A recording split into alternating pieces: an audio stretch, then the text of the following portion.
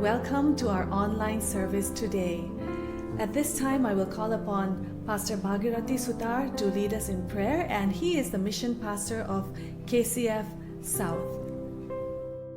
Good morning, church. We'll pray now and start our service. Let us look to the Lord in prayer. Father in heaven, we thank you and praise you for this wonderful time. Thank you, Lord, for giving us the gift of life. Dear Lord, when we look around, we see people are struggling, going through difficult times. But Lord, you have protected us, you have blessed us many ways. Dear Lord, you have taken care of us and given us our daily needs.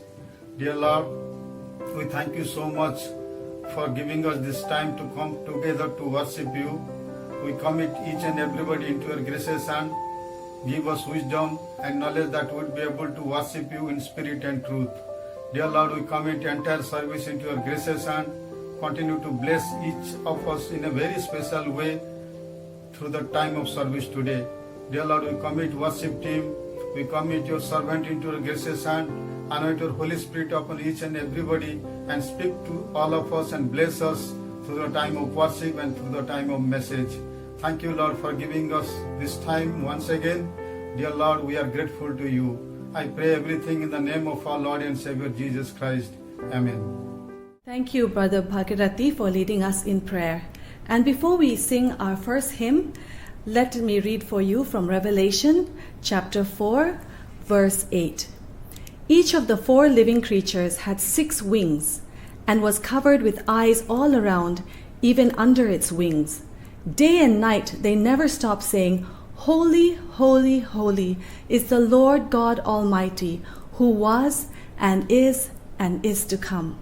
Our first song, "Holy, holy, holy Lord God Almighty." Holy, holy, holy, Lord God Almighty. Early in the morning, my song shall rise to thee. Holy, holy, holy, merciful and mighty, God in 3 persons, blessed Trinity. Holy, holy, holy, all the saints adore thee, casting down their golden crowns around the glassy sea. Cherubim and seraphim falling down before thee, who wert and art and evermore shall be. Holy, holy, holy, though the darkness hide thee, though the eye of sinful men thy glory may not see. Only thou art holy, there is none beside thee, perfect in purity, love and purity. Holy, holy, holy, Lord God Almighty, all thy works shall praise thy name in earth and sky and sea.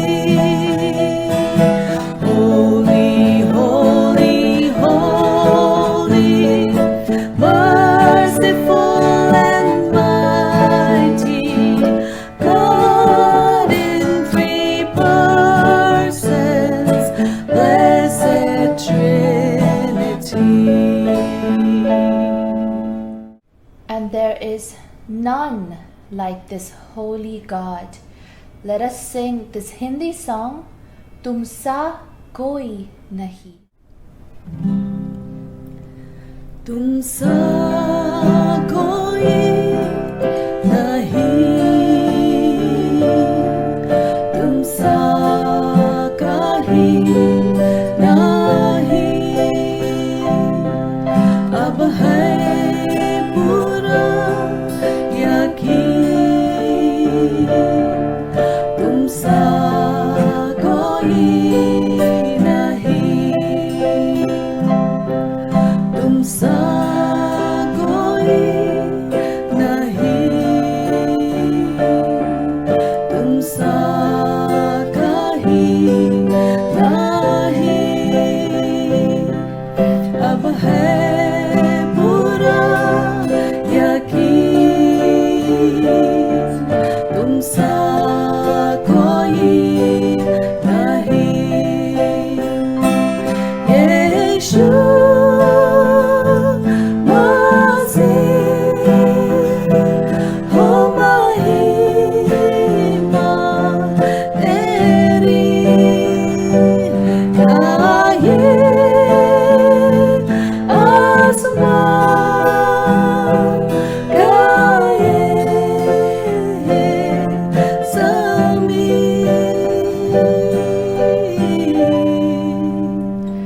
तुमसा कोई नहीं,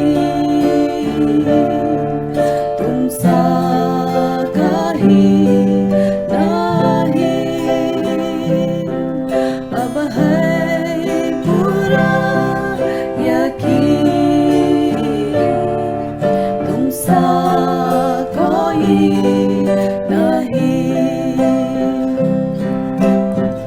अंधेरों में तू रोशनी है, तू है मंजिल, तू रास्ता भी है, तू है जहाँ न कुछ कमी है, तेरा ही नाम जिंदगी है।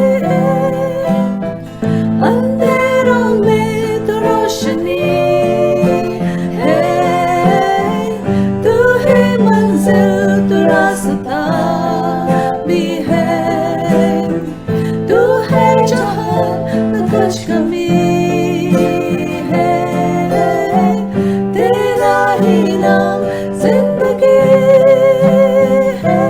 Hallelujah,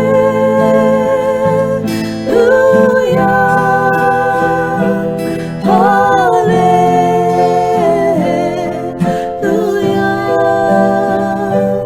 hallelujah, hallelujah.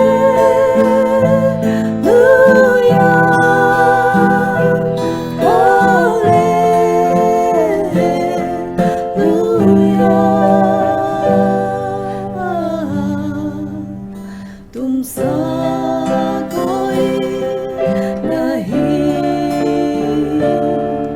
तुमसा कहीं नहीं, अब है पूरा यकीन, तुमसा कोई नहीं। You know, it's wonderful to be able to sing to a God who is holy, holy, holy, and there is none like him. And worship comes in so many different forms, in singing, and actually it should be a way of life. Our worship should be our life. And there is a beautiful song called Lord Prepare Me to be a Sanctuary, because as children of God, our bodies are the temple of the living God, and how we need to keep our bodies pure and holy for the Lord. Lord, prepare me to be a sanctuary, pure and holy, tried and true. With thanksgiving, I'll be a living sanctuary for you.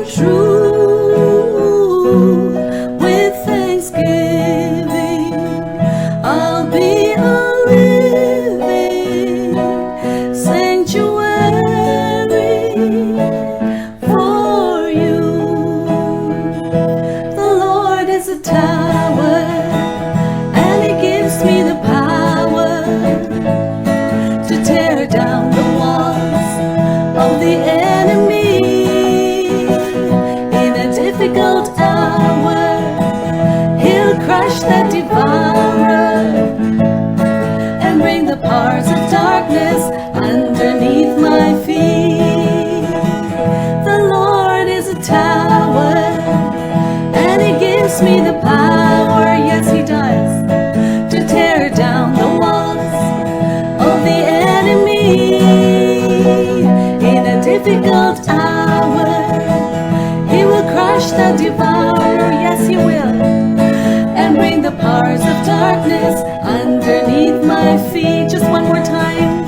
The Lord is a tower, and He gives me the power to tear down the walls of the enemy.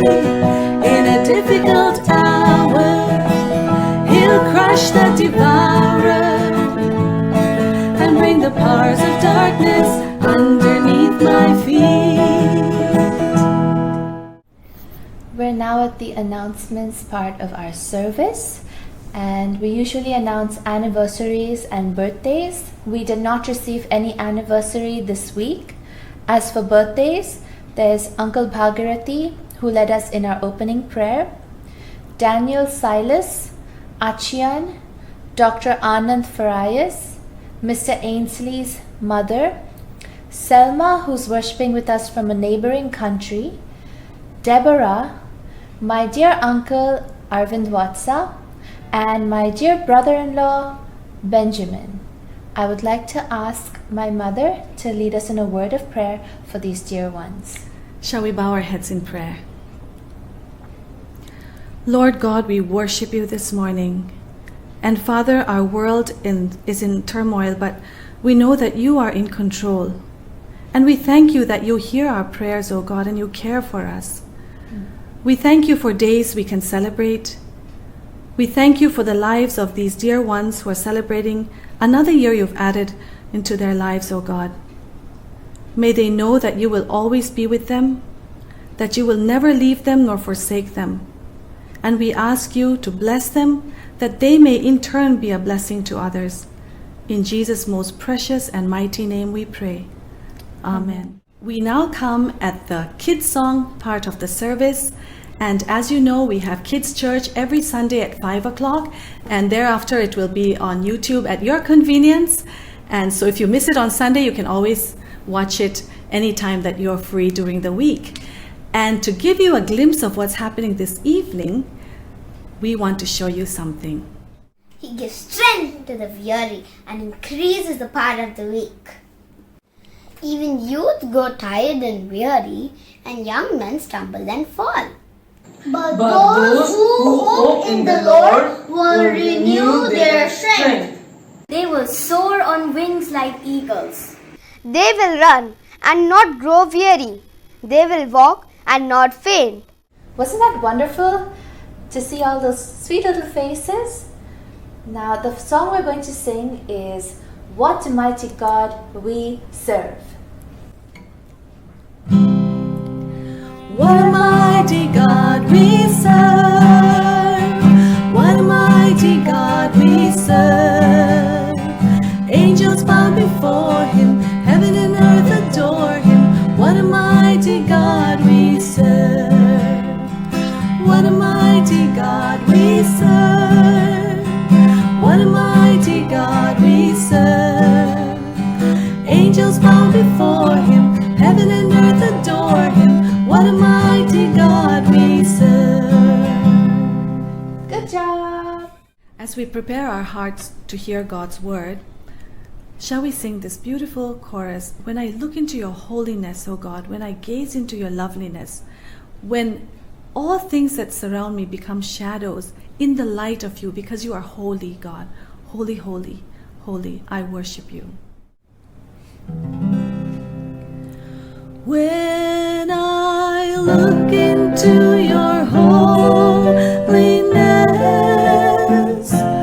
when I gaze into Your loveliness, when all things that surround me become shadows in the light of You, when I found the joy of reaching Your heart, when my will becomes enthroned in Your love, when all things that surround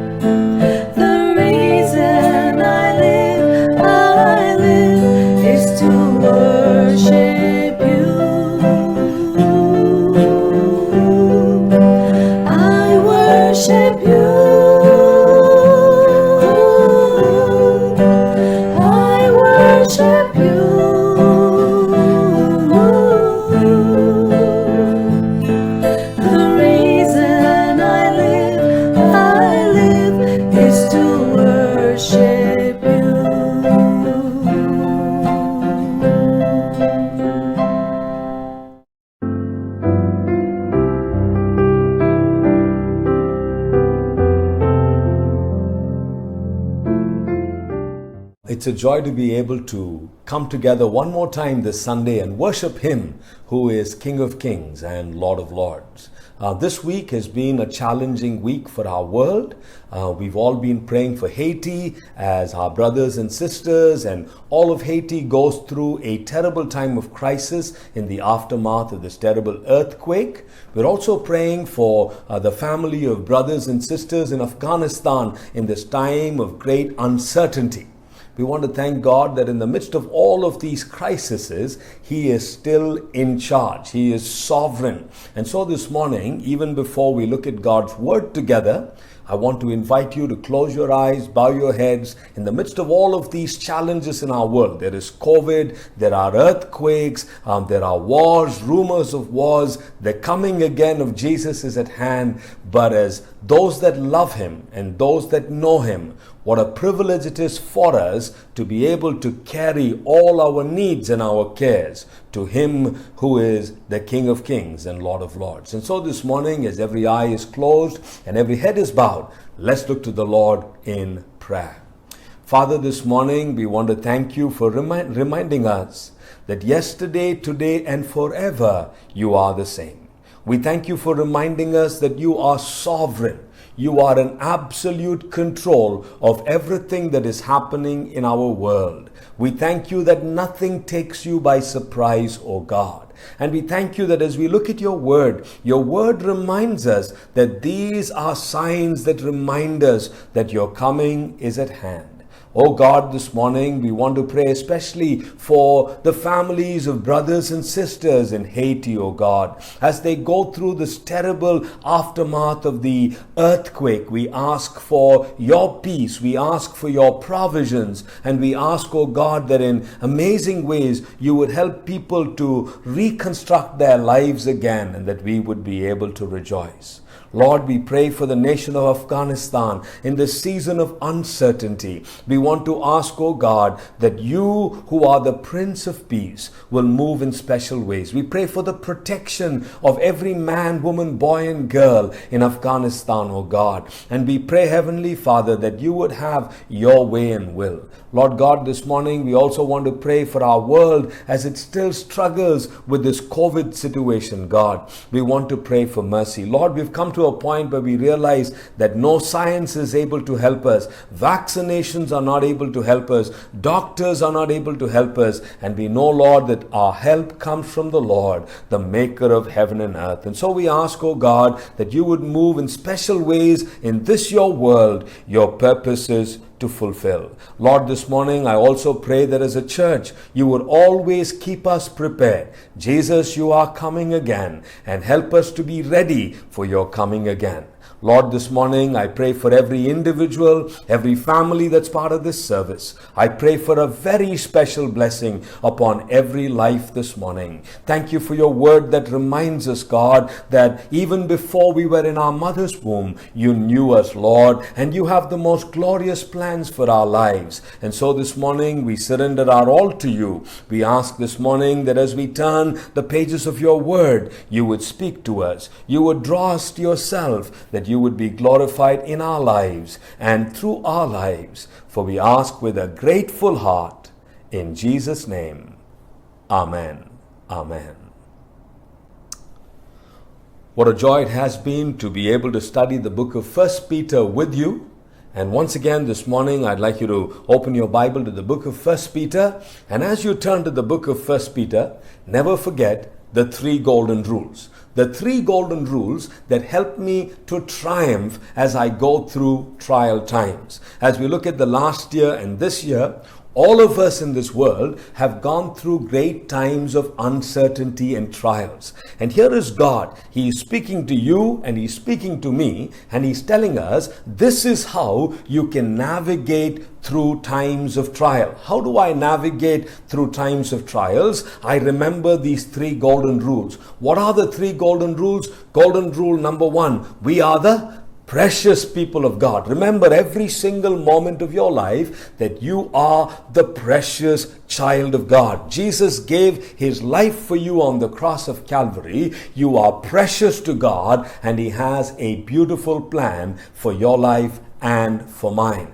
Number two, we are not only the precious people of God, we are the purified people of God. God calls us to be a people of purity. God calls us to be a people of holiness. And so as we go through all of these trials, as we go through these testing times, may we remember that in the midst of all of these trials, God wants us to be His purified people. And the third lesson that we're looking at right now is we are God's perfected people. As we go through these seasons of trial, as we go through these seasons of crisis, God is perfecting us into the likeness of His Son and our Savior, the Lord Jesus Christ. Last week, as we looked at the theme, we are the perfected people, I said to you, I just want to introduce this theme to you. So last week I said to you, expect trials. I said to you, the believer is enriched through trials. And I also said to you that Jesus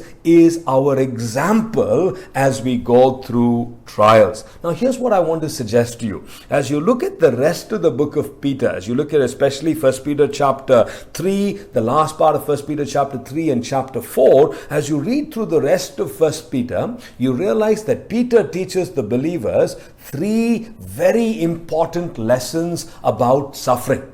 He's talking about three very important lessons about suffering and about how God is perfecting the child of God through these sufferings. And I want to place them before you this morning. Three words that I'd like you to remember. And we're going to look at these words, one word today, one word next week, and the last word the following week. What are those three words? Number one, remember, suffering purifies the child of God. Suffering, number one, purifies the child of God.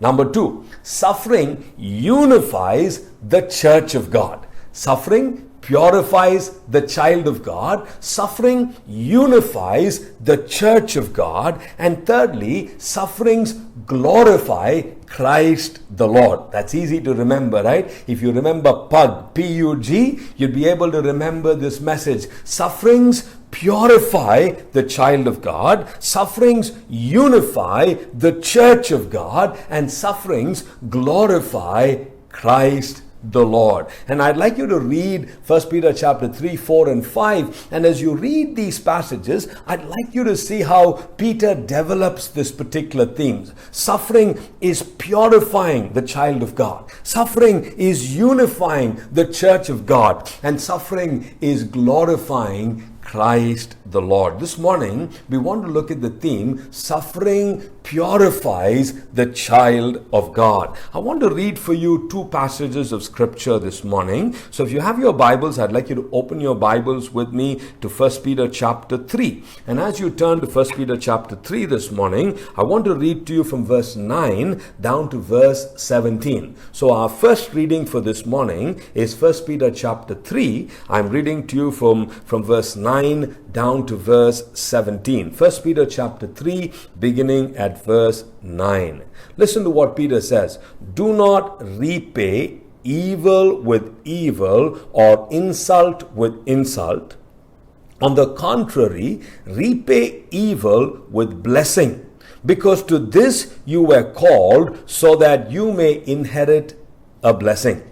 For whoever would love life and see good days must keep their tongue from evil and their lips from deceitful speech. They must turn from evil and do good. They must seek peace and pursue it. For the eyes of the Lord are on the righteous, and His ears are attentive to their prayer. But the face of the Lord is against those who do evil. Who is going to harm you if you are eager to do good? But even if you should suffer for what is right, you are blessed. Do not fear their threats. Do not be frightened. But in your hearts, revere Christ as Lord. Always be prepared to give an answer to everyone who asks you to give reason for the hope that you have. But do this with gentleness and respect, keeping a clear conscience, so that those who speak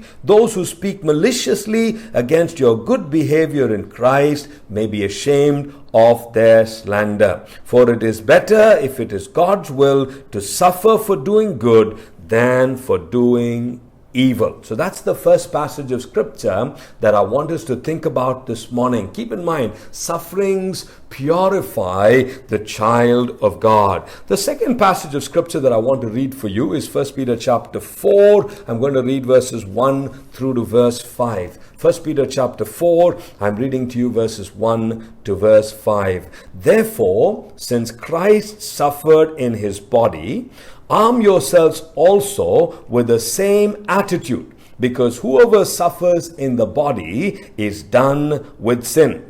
As a result, they will not live the rest of their earthly lives for evil human desires, but rather for the will of God. For you have spent enough time in the past doing what the pagans choose to do, living in debauchery, lust, drunkenness, orgies, carousing, and detestable idolatry.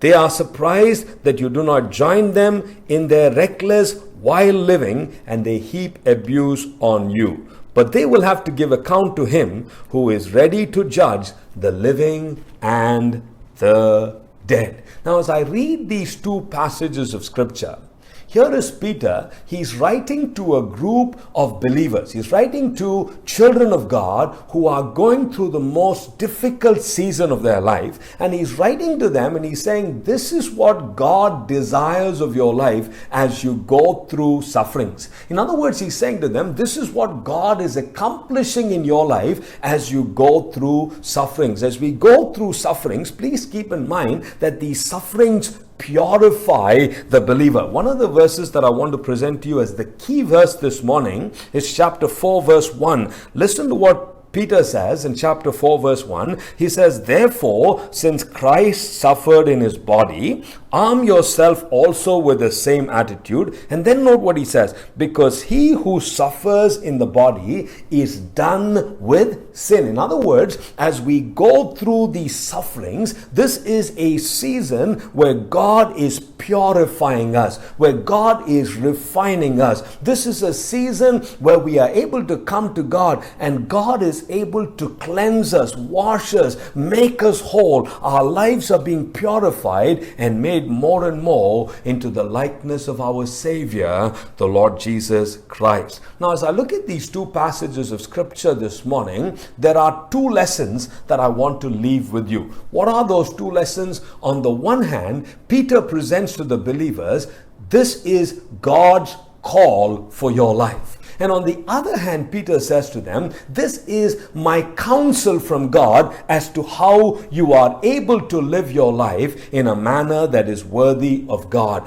Please keep in mind that our trials purify the child of God. Our outline for today, the call of God and the counsel from God. What is the call of God? I want you to think about 5 words this morning. 5 words that we see from 1 Peter chapter 3, the passage of scripture that I read for you. God asks his child, God asks you, God asks me to keep these 5 lessons in mind. Lesson number 1, God calls us to do the unimaginable. God calls us to do the unimaginable. Look at verse 9 of 1 Peter chapter 3. This is what Peter says. Do not repay evil with evil or insult with insult, but on the contrary, repay evil with blessing, because to this you were called, so that you may inherit a blessing. So lesson number 1, call from God. What is God's call? I'd like you to do the unimaginable. What a powerful challenge. Do not repay evil for evil. Do not repay insult for insult. Instead, repay evil with blessing. You know what God is calling his child to do? God is calling his child to do the unimaginable. Here is his child living in a world that is going through so much of crisis and struggle. Here is his child going through suffering. Here is his child who is being dished out with evil. Here is his child who is being insulted. Here is his child going through struggles. And what is God calling his child to do? God is calling his child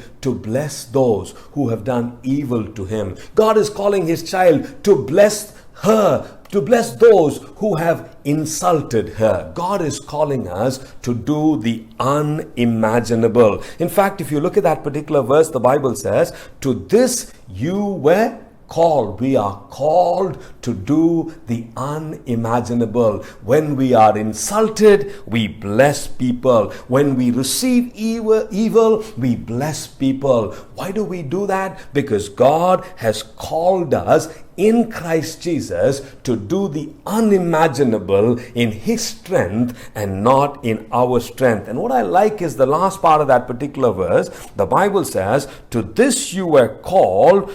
On the contrary, repay evil with blessing, because to this you were called, so that you may inherit a blessing. What is God promising? God is promising that when we as his children do the unimaginable. What is the unimaginable? We repay evil, we repay insults with blessing. When we do that, God promises to bless us. So number one, God's call to the child of God is to do the unimaginable. Number two, verses 10 and verse 11, God calls his child to be untarnished. Not only is God calling us to do the unimaginable, God is calling us to be untarnished. God is saying, don't allow sin to corrupt you. Don't allow the temptations around you to cause you to be worldly. Don't live by the flesh, live by the Spirit. Do not be tarnished, be untarnished. Look with me at verses 10 and verse 11. Whoever would love life and see good days, note what God is saying, must keep his tongue from evil and his lips from deceitful speech. Every time I read verses like that, I think of James chapter 3, where James says, who is the perfect man?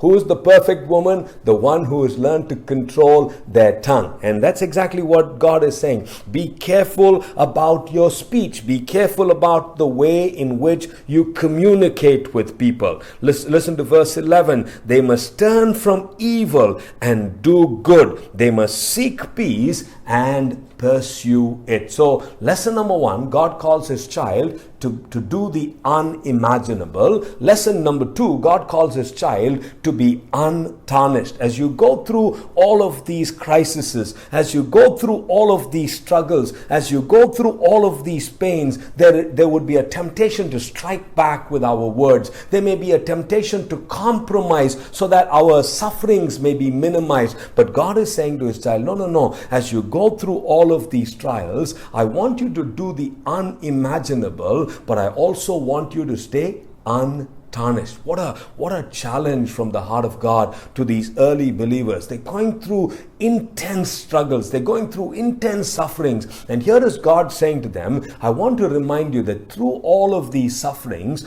I am perfecting you. I am making you more and more into the likeness of my Son and your Savior, the Lord Jesus Christ. As you go through these sufferings, do the unimaginable. When evil is done to you, when you are insulted, learn to bless people. For this you were called. Number two, when you go through all of these sufferings, when you feel tempted to maybe curse people, when you feel tempted to use maybe bad language, when you feel tempted to maybe lie, when you feel tempted to compromise, when you feel tempted to do what the world is doing, be untarnished. So number one, God calls us to do the unimaginable. Number two, God calls us to be untarnished. Number three, God says, be unafraid. Do not be afraid. Be a person of boldness. Look with me at verses 13 and verse 14. Who is going to harm you if you are eager to do good?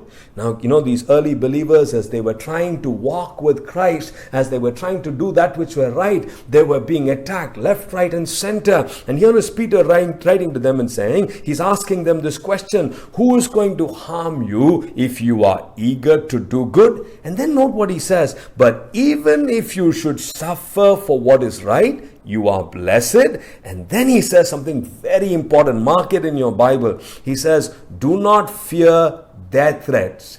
Do not be frightened. Do not fear their threats. Do not be frightened. As you go through these intense times of trials, as the evil one and as those who do not know Christ are trying to intimidate you, what is Peter saying? Peter is saying, do not be frightened by their threats. Do not be a person who is afraid. Live in the courage that God gives you and me. Do not be a person who is unafraid. Do not be afraid. Do not allow fear to cripple you as you go through this journey of suffering. So here is Peter. He's writing to the believer, and he's saying to the believer, as you go through these seasons of great trial, here is what God is calling you to.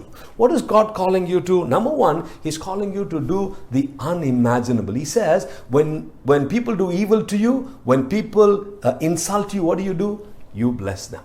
Number two, God says, be untarnished. As you're going through all of these crises, be a person who's careful about your speech. Be a person who's careful about your separation. Be a person who's careful of your sanctification to bring Christ the honor and the praise. And thirdly, he says, be a person who is unafraid.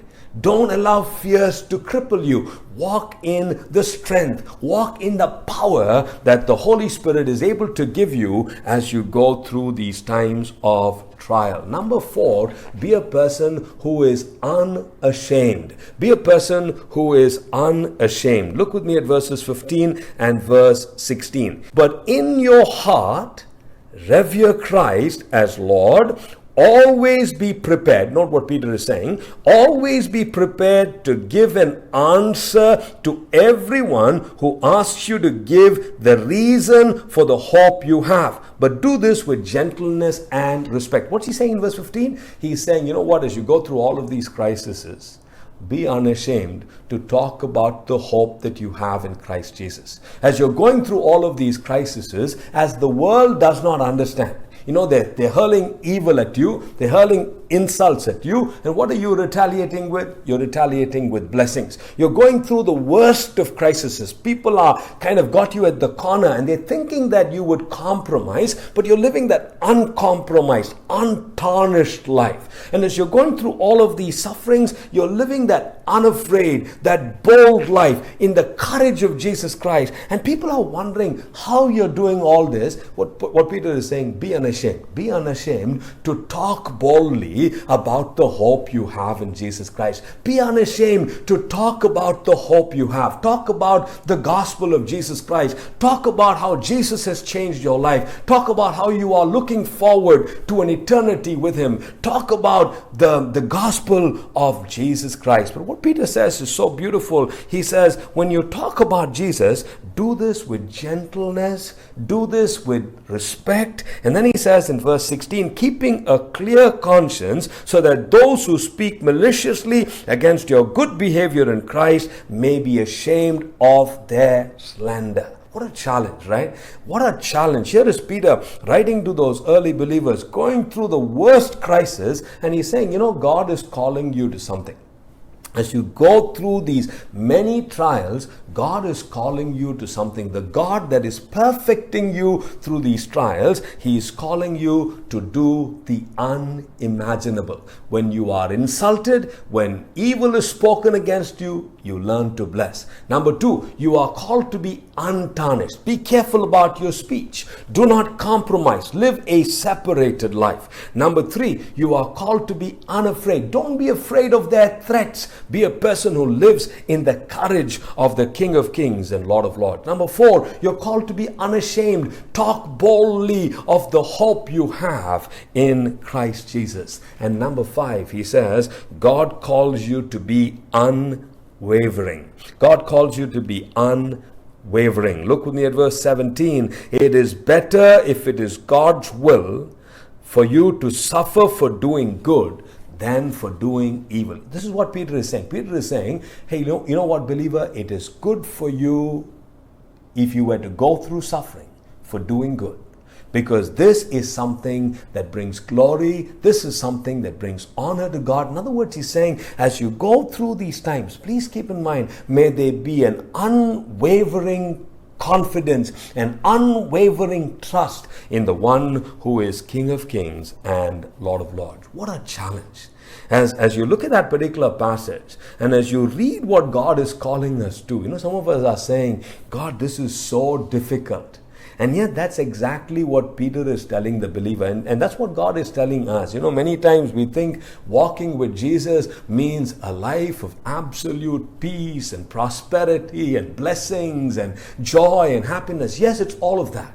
But walking with Jesus is also a life of suffering, a life of pain, a life of brokenness. And that is part and parcel of our lives. And that is what you are called to. You are called to go through these seasons of suffering, because through these seasons of suffering, God is perfecting us. Many of you have possibly heard this illustration about the eagle, right? You've seen these eagles nest. The eagles nest either on a very high tree or in rocks in the top of the mountain tops. They have these huge nests, and the eagle's nest, the eagle's nest is really nice and big. But when you look at the eagle's nest, there's something that's very interesting about the eagle and her nest. When a mother eagle starts to put together a nest, she actually starts by putting rocks. She starts by putting sharp objects at the bottom of the nest. And some of us are wondering, what kind of a crazy eagle is this, right? So what does the eagle do? She puts all of these really sharp objects right at the bottom, and then she starts to layer that with really nice and comfortable layers, and then she has her eaglets. So when the eaglets are born, for the first several weeks, the eaglets have, it's like being in a 5-star hotel, right? It's a really comfortable bed. They don't need to move anywhere. Mother is bringing them food, feeding them. They're having the most jolly time.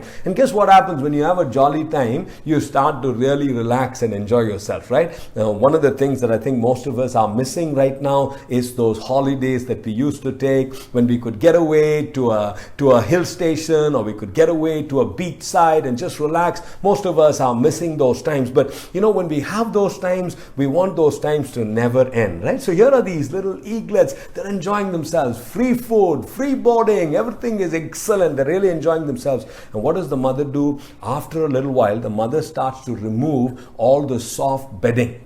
Now it starts to get a little uncomfortable. The eaglets are not happy to be in their nest. Mother removes a little more. Now it gets even more uncomfortable. Mother removes a little more. Now it's really poking them, until finally these eaglets say, no, we don't want to stay in this nest anymore. And they begin to fly. And sometimes in our own journeys of faith, God allows us to go through these trials so that He can perfect us, so that we can mount on wings like eagles, so that we can run and not grow weary, so that we can walk and not faint, so that our lives will truly bring Him honor and praise. So here is Peter. He's writing to these believers and he's saying to them, this is what God is calling you to. What is He calling you to? Number one, He's calling you to do the unimaginable. Number two, He's saying He's calling you to be untarnished. Number three, He's calling you to be unafraid. Number four, He's calling you to be unashamed about sharing about Jesus. And number five, He's calling you to be unwavering. And you're asking the question, how can I do that? How can I do that? How can I do what God is calling me to do? And so what Peter does is that he gives us a word of counsel, which is what he talks about in chapter 4. As I look at chapter 4 verses 1 to 5, there are 3 lessons I want to place before you this morning. What are those 3 lessons? Number 1 is the lesson of identity. Number 2 is the lesson of priority. And number 3 is the lesson of eternity. Here is what Peter is telling these believers. He's telling these believers, God is calling you to do all of these things. How are you able to manage all these things? Number 1, you are able to manage all these things because your identity is in Christ Jesus. Look with me at verse 1. He says, Therefore, since Christ suffered in the body, arm yourself also with the same attitude, because whoever suffers in the body is done with sin. What is Peter reminding these believers? Peter is reminding these believers, I want to remind you of what Jesus went through when he was here on the earth. Jesus went through physical pain. Jesus went through suffering. Jesus was crucified. And why did he go through all of that? He went through all of that so that you and I can be redeemed from our sins. Now that we have experienced Jesus Christ, now that Jesus is the Lord of our lives, what would we do? We do not want to walk in the same path of sin anymore. We are prepared to suffer along with him because he died on the cross to make us righteous, and now in his strength we want to continue to be righteous.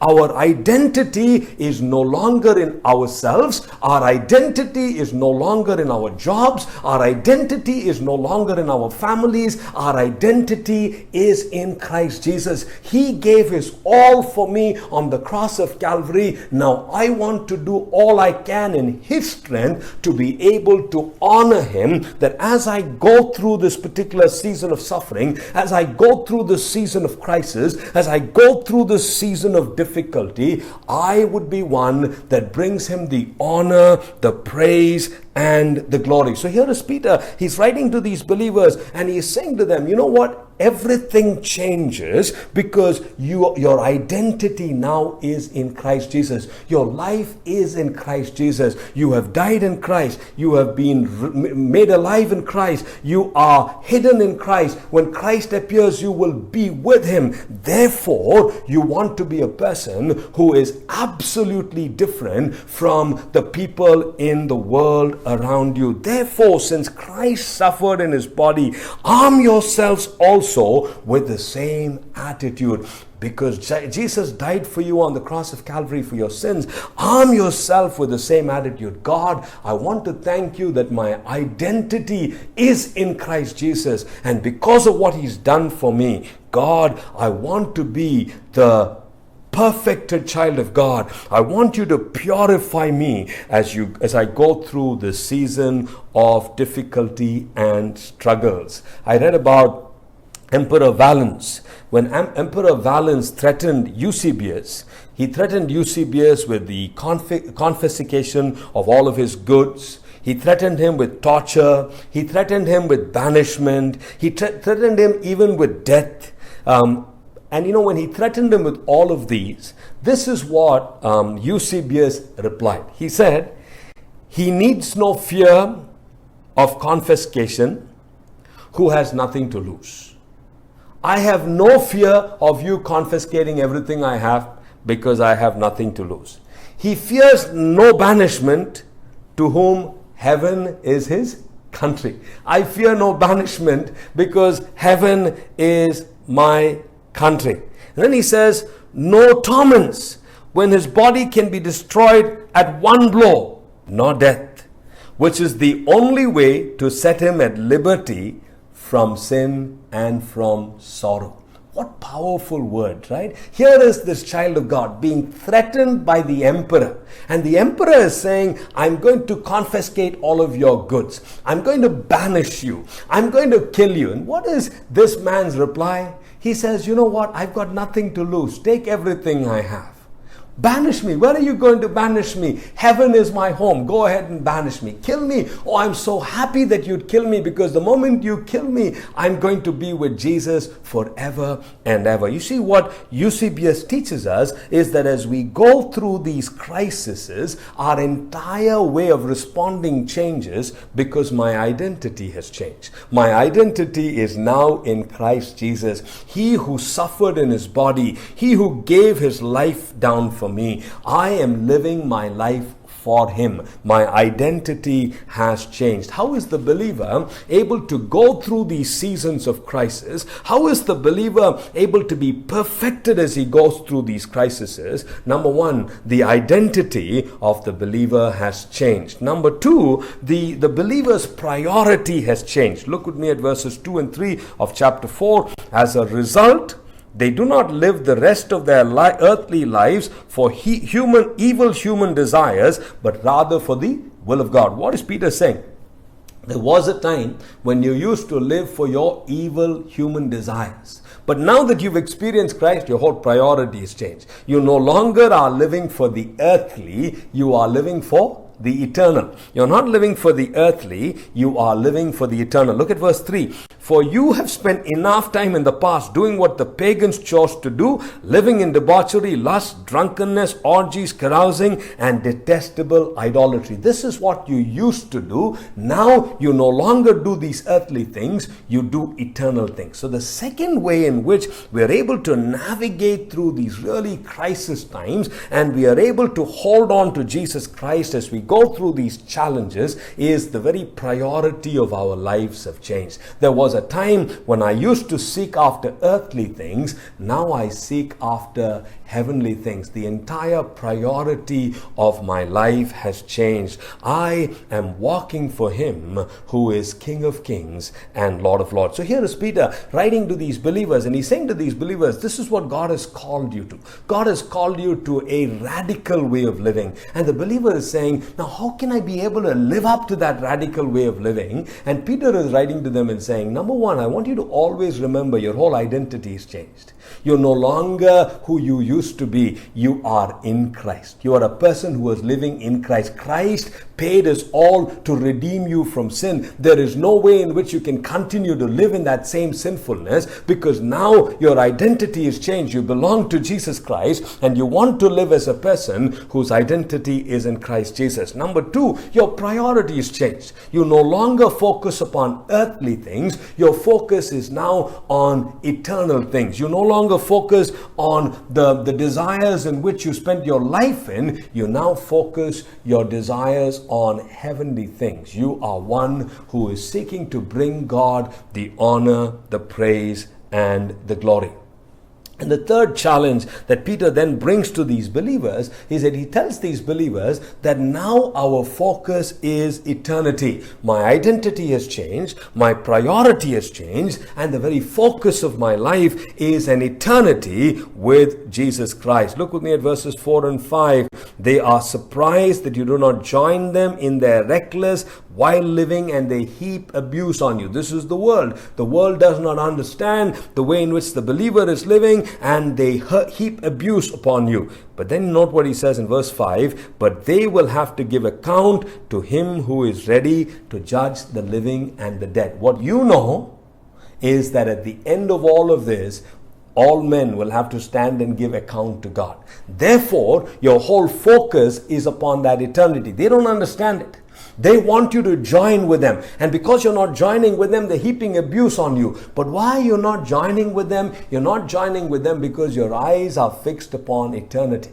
You know that one day you're going to stand before Him, and when you stand before Him, you have to give Him an account for the way in which you lived your life. And these people who do not know are also going to stand before Him and have to give account to Him on that glorious day. So here is Peter writing to the believer, and he's saying to the believer, I want to tell you, as you go through these trials, as you go through these struggles, God is perfecting you. Please keep in mind the three lessons that we're going to study. Number one, sufferings purify the child of God. Number two, sufferings unify the church of God. Number three, sufferings glorify Christ the Lord. This morning we're looking at how sufferings purify the child of God. God is calling us. What's He calling us to? To do the unimaginable. God is calling us to be untarnished. God is calling us to be unafraid. God is calling us to be unashamed. God is calling us to be unwavering. We're saying, God, how can I do it? He says, number one, remember your identity.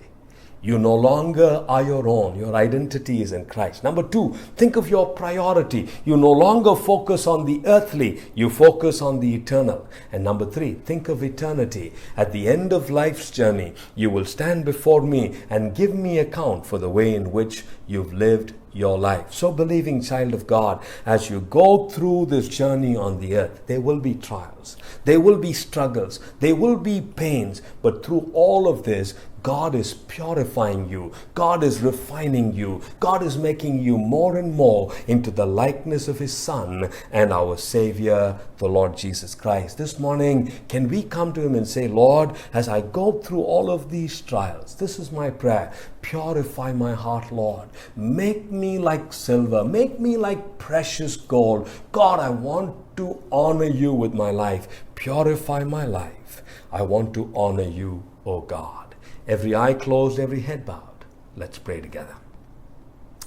As every eye is closed and every head is bowed this morning, I trust that God is speaking to your heart as He's speaking to mine.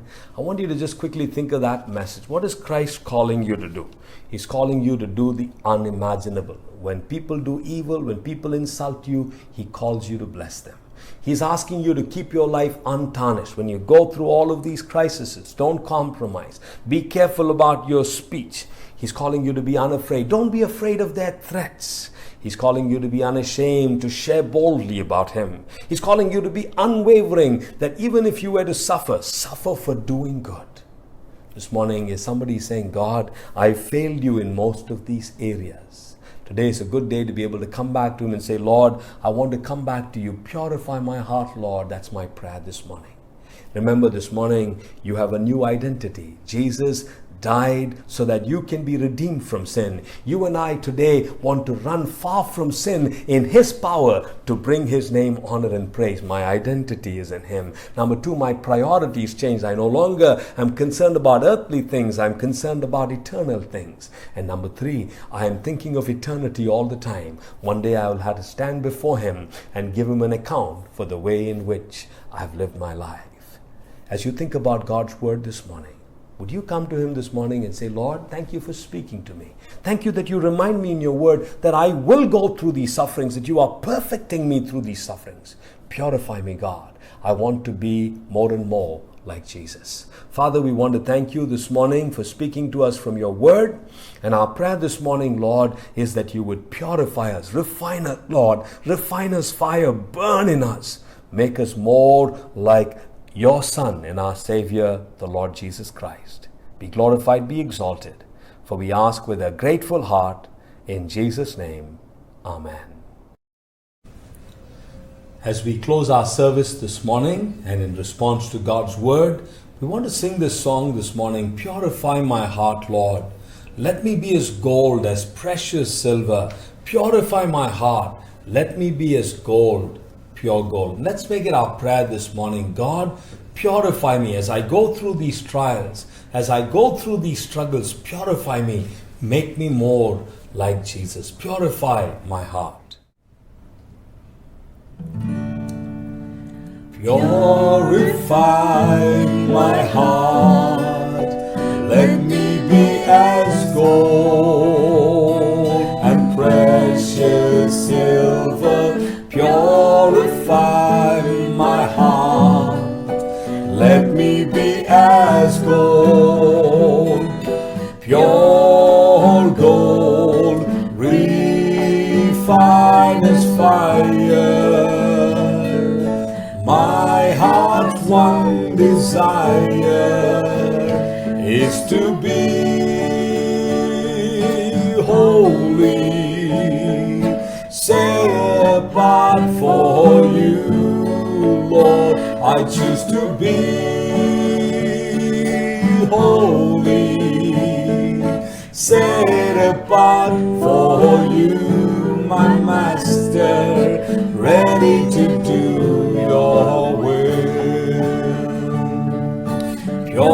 Purify my heart, cleanse me from within, and make me holy. Purify my heart, cleanse me from my sins, deep within, refine as fire. My heart's one desire is to be holy, set apart for you, Lord. I choose to be holy, before you, my Master, ready to do your will. Let's pray together. Father, we want to thank you this morning for speaking to us from your word. And we thank you this morning for the reminder of this song. And this is our prayer, Lord, purify my heart. May I be like gold, precious gold, that you can use in special ways for your honor and praise. And now we pray that the blessing of God Almighty, the Father, the Son, the Holy Spirit, rest and abide with each one of us, both now and forevermore. Amen.